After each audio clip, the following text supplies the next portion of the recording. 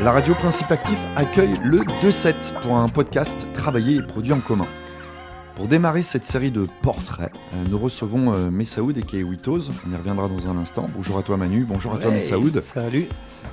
Bonjour à toi, peux-tu te présenter en quelques mots s'il te plaît, ton âge, ta taille en centimètres, ton lieu d'habitation et si tu te souviens de ta première licence? Bonne idée Manu. Alors mon âge, 43 ans dans quelques jours. Je m'appelle Messaoud Oumédoua, je suis danseur, je fais 1m70, je triche un peu. 170 cm, donc j'avais demandé en centimètres. Pardon, en 70 cm, je triche un peu. Ma première licence. Ouais, quelle que soit l'activité, le sport, la discipline. Tennis de table. Tennis de table. J'étais un champion de tennis de table. Alors c'est quel tu club? as un frère qui Et, est dans le milieu ou un... Slimane. Ouais, Évreux EC. Évreux EC. Merci. Dans ta famille, Messaoud, Oui. l'art était présent, la danse était présente. Comment as-tu ce crush pour cette activité folle? Le sport était présent. Dans mes grands frères, moi, je suis issu d'une famille de 5 garçons, pas de filles, quasiment que des sportifs, jusqu'à un certain moment où la vie fait que le sport, on décroche un peu, on le fait que pour la forme. Et moi, j'ai rien lâché. À 43 ans, je suis toujours là-dedans et j'ai rajouté la culture là-dedans. Voilà. Justement, activiste, pratiquant, devenu prof, comment ça se déclenche la danse? Tu assistes à une rencontre, tu tombes sur une vidéo, tu vois un documentaire ou c'est un jeune de là où tu habites qui est plus âgé que tu vois faire? Même pas. Je jouais au foot. Et on aimait bien se donner des défis.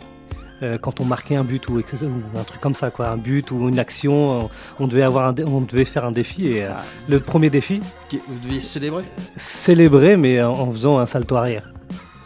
Et du coup, de la célébration de salto arrière, on s'est entraîné à faire des saltos arrière. Et de salto arrière, il y en a qui nous ont vu faire ça. Il y a de la capoeira là-bas dans un club, on y va tous. Et après de la capoeira, j'ai vu une vidéo de break, c'est ça que je veux faire. Et voilà, j'ai plus jamais quitté. Ça aurait pu être une célébration ou une feinte de blessure à l'italienne qui aurait pu, mais là, n'en déplaise à... Là, c'était un simple petit salto arrière. Tes potes t'ont suivi vers la danse, le breakdance, ou tu es parti seul? Il y en a quelques-uns qui ont suivi. On est parti peut-être à une petite dizaine et on a fini à la maison de quartier de la Madeleine à faire de la danse, 5-6. Et maintenant, de cette génération, je suis tout seul. Tu avais donc quel âge? 17 ans. 17 ans. Et c'était bien vu des mecs qui dansaient à la Madeleine? Je me suis jamais posé la question. Franchement, je me suis pas dit qu'est-ce qu'on va penser si je fais de la danse, etc. J'ai dansé et c'est tout. On y reviendra, mais aujourd'hui c'est un peu plus installé, c'est intégré. Voilà, il y a des compétitions de renom, des films, ils sont consacrés aux Jeux Olympiques. On a parlé de ta passion et de cette pratique qui est le breakdance. Mais à l'époque, on devait te regarder bizarre pour demander un espace dans une salle pour tourner sur la tête. C'est peut-être ça qui a été plus compliqué pour avoir un endroit. Peut-être que j'ai eu de la chance, mais j'ai commencé aussi à demander une salle. C'était au collège Pablo Neruda, malheureusement qui n'existe plus. La salle de musique du collège. Avec les copains, on allait le mercredi après-midi, il me semble. On nous prêtait la salle le mercredi après-midi du collège. Ça, quand je réfléchis, je ne sais pas si encore il y a des collèges ou des lycées qui le font encore. Mais ça, c'était le premier pas. Et après, c'est de se dire, il faut se structurer. On a pensé tout de suite à se structurer pour pouvoir avoir une salle. Et c'est ce qu'on a fait. Mais comment tu fais? Il y a des... Je sais pas si ça existe des profs de breakdance où tu reçois, tu vas regarder ce qui se fait sur Paris, des gens de Paris viennent. Enfin, je sais pas comment on apprend auprès de qui? Comment on progresse et comment on apprend? Auprès de qui, oui. C'est un mélange de tout ça. C'est déjà la première fois que j'ai vu cette vidéo, je savais pas ce que c'était, c'est ce que je voulais faire. Et tout de suite, nous, on s'est dit ça doit se passer à Paris. Donc, on est monté un peu à Paris et quand on a trouvé quelques cassettes vidéo dans les Equivox, Époque, Equirock, c'était les magasins streetwear à l'époque, et les cassettes vidéo de ces magasins venaient directement des États-Unis. Et du coup, on partait avec 3-4 cassettes vidéo, on reproduisait ce qu'on voyait, et puis après on essayait de retrouver dans les magazines hip-hop les soirées, les battles, on essayait d'y aller. Donc en fait, tout ce qu'on voyait, on essayait de le reproduire. Donc il n'y avait personne qui nous montrait ou qui nous expliquait. Mais voilà, c'est comme ça, les cassettes vidéo. Et après, il y a eu Internet, et voilà, ça s'est développé de plus en plus. À quel moment, après autant d'envie, de passion donnée à cette pratique et cette grande culture, tu te dis que tu pourrais peut-être monter une association et devenir un enseignant, un prof, quelqu'un qui transmet, ou un passeur? Ça s'est fait très vite. Alors je pense que avant c'était pas comme la génération de maintenant. En tout cas pour ma part, c'est que j'ai mis les pieds dedans et je m'y suis mis à 100%. Entraînement tous les jours, etc. Donc en 3 ans de temps, j'ai beaucoup progressé. Et en 3 ans, j'ai voulu partager.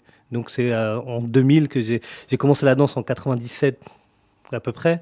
Et en 2000, j'ai créé l'association. Qui s'appelle l'association Breaker. Avec un jeu de mots qui va bien. Donc tu es un peu comme un joueur de foot pro, tu étais comme un joueur de foot pro, basketteur pro, entraînement tous les jours, à essayer de nouvelles figures, à essayer de un nouveau style. Raconte-nous un peu ça.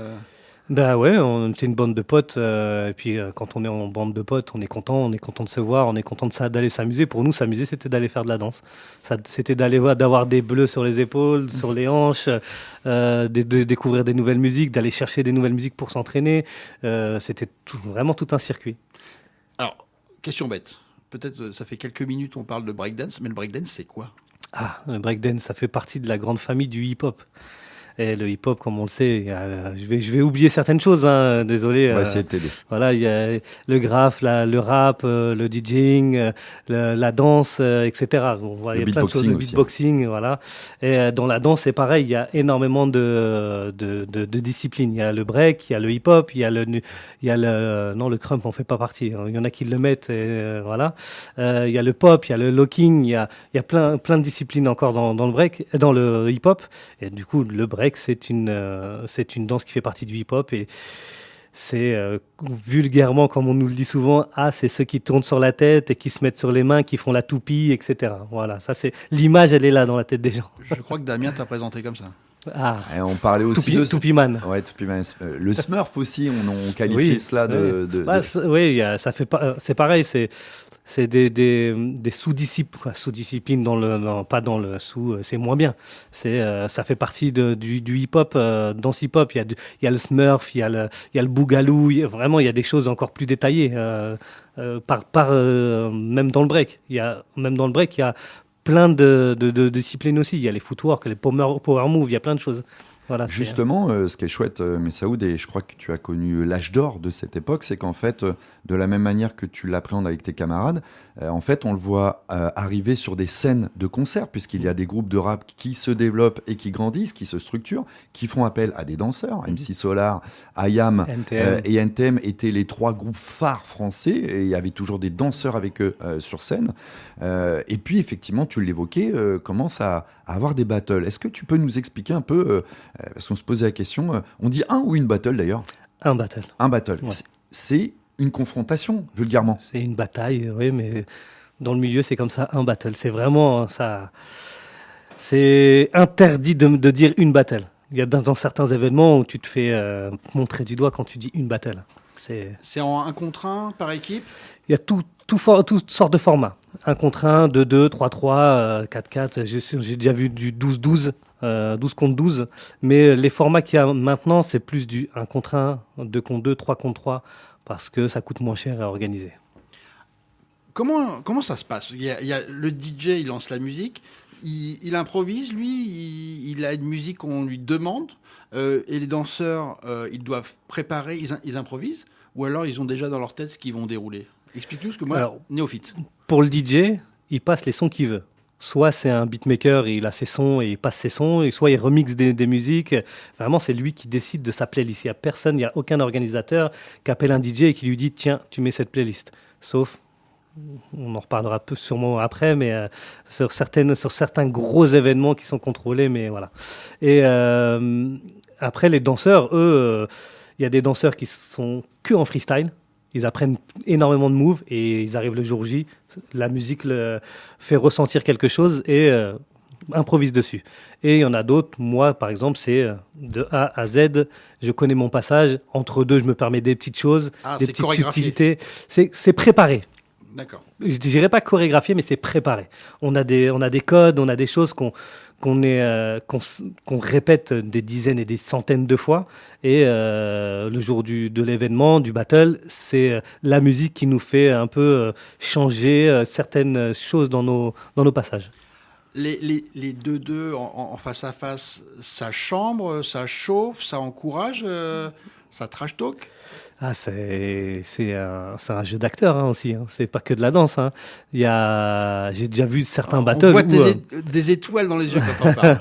c'est du chambrage, oui. Faut déstabiliser l'autre. Si on a déstabilisé l'autre, on a presque gagné. Parce que du coup, il y a un peu de pression, il y a un peu de peur. Il me met la pression, il me déstabilise. Il faut que j'y arrive pour lui montrer que ça ne marche pas. Mais en fait, ça marche. On m'a déjà déstabilisé. J'ai perdu mes moyens sur certains événements où le mec en face de moi, il chambrait, il allait chercher des choses en dehors de la danse, etc.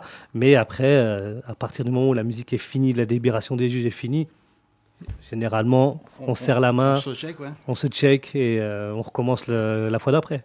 Quelques notes de musique et quelques images pour illustrer notre propos.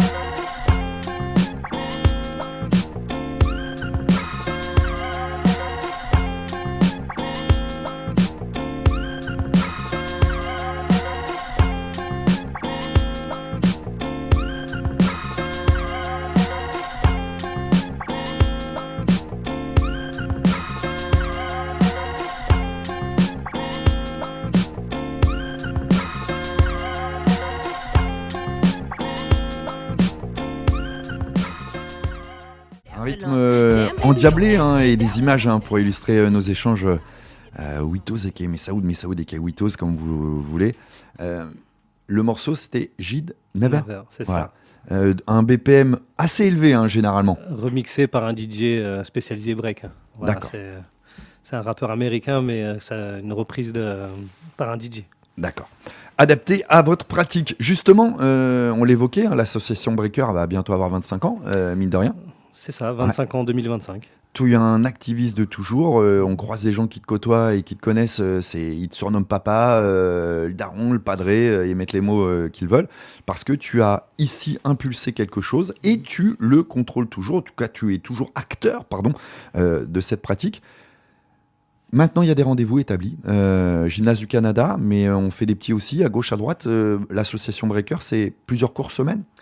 C'est des cours toute la semaine. Après, on a commencé par le break, à donner des cours de break. Maintenant, il y a des cours de hip-hop, il y a des cours de modern jazz. Donc, du lundi au samedi, il y a des cours au Gymnase Canada et aussi à la nouvelle salle de danse de Gravigny. Il y a un profil, il y a un type de personnes pour pratiquer. Il y a des gens qui sont... C'est mixte. Ouais, et à partir de quel âge ?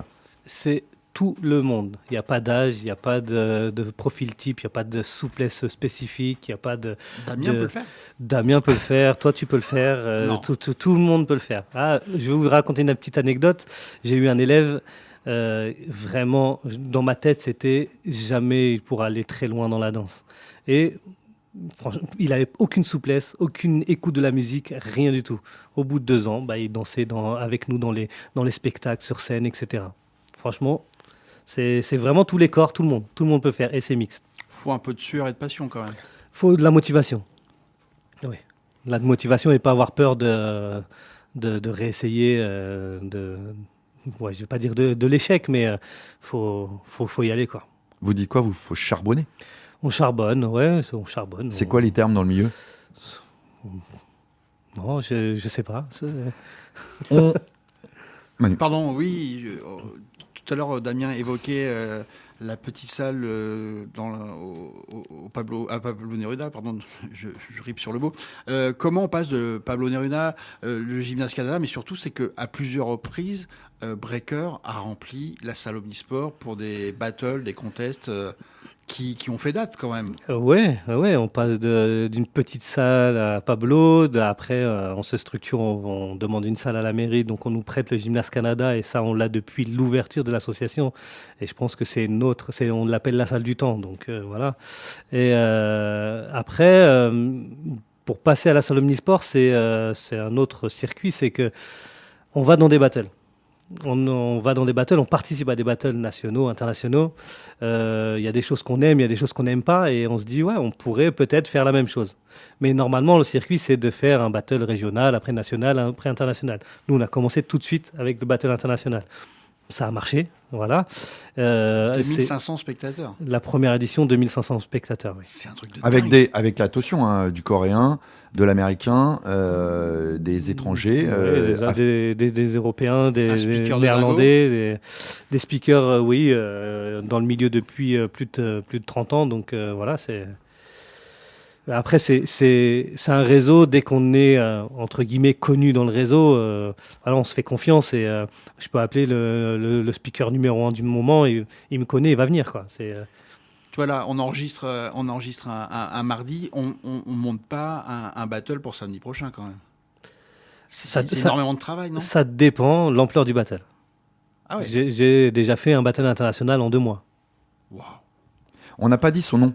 Amazing Day. Battle Amazing Day. Voilà. Yes. Qui existe toujours. Qui existe toujours, qui a voyagé un peu, qui peut-être une belle surprise en 2025. Wow. Scoop. Ouais, peut-être. Scoop. Peut-être. Je ne dirai pas plus. On a croisé des grands noms, des gens qui ont rebondi. Par ailleurs, Manu, je me permets, pour y avoir assisté à quelques éditions, des gens qui se sont fait découvrir et connaître. Oui.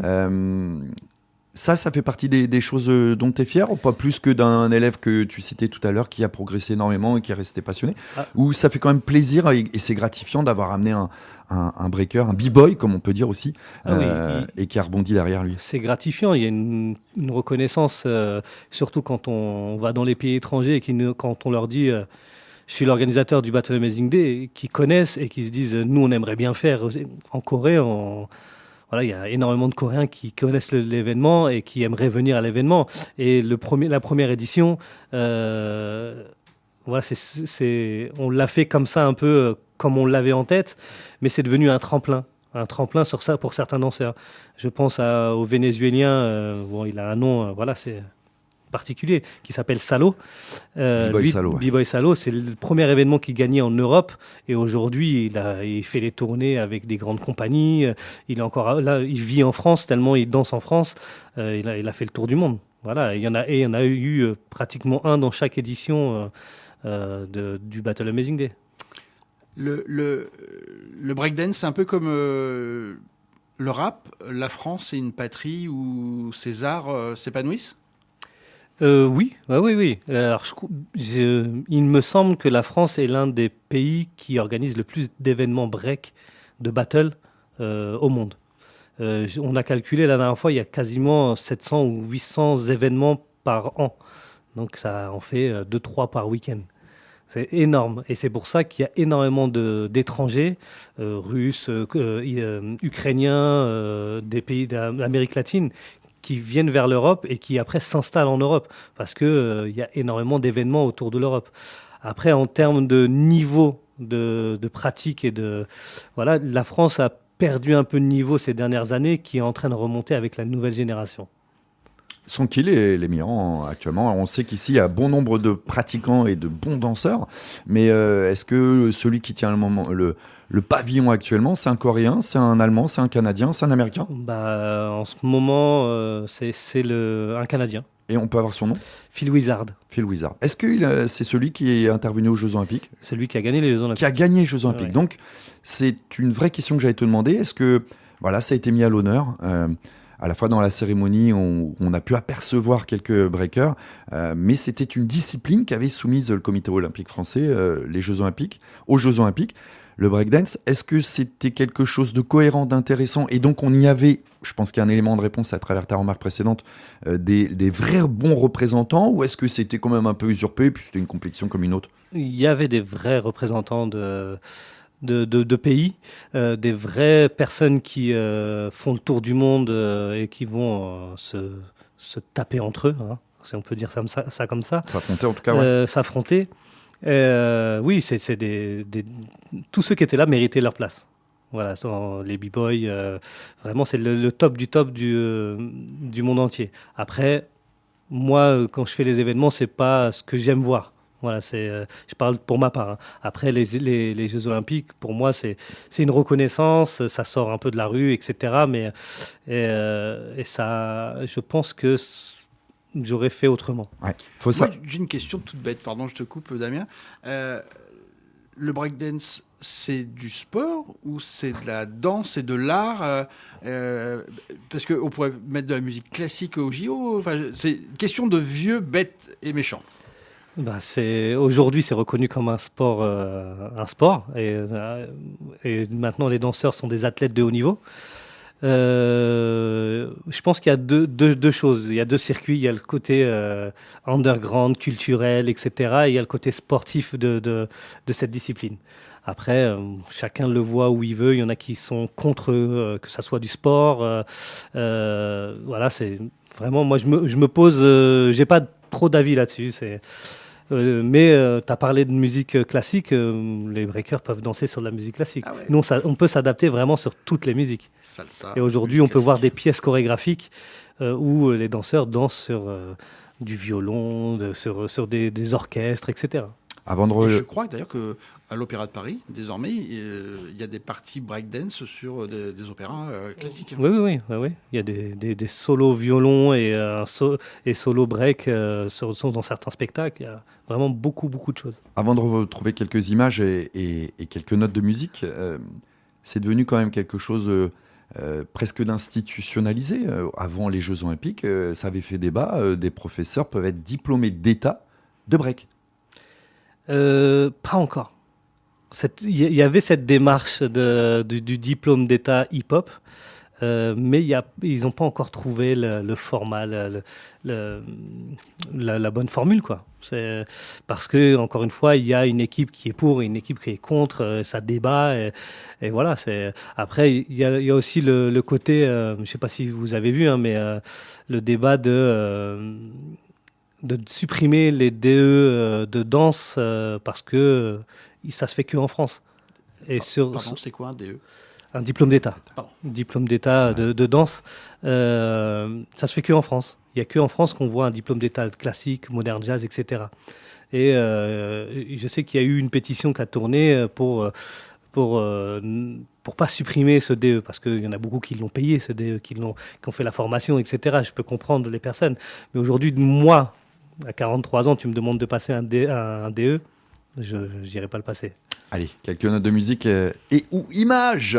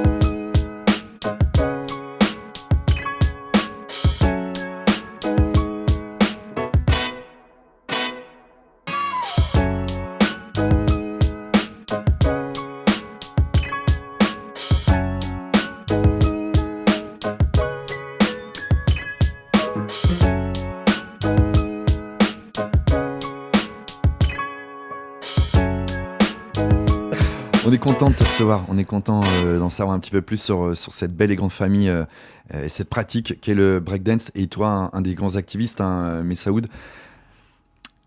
L'association, elle va comment? Il y a des projets à venir, il y a des rendez-vous. On va pouvoir retrouver l'association Breaker ou toi, Messaoud, où là, dans les parages et sur le territoire roi? Il y a plein de projets.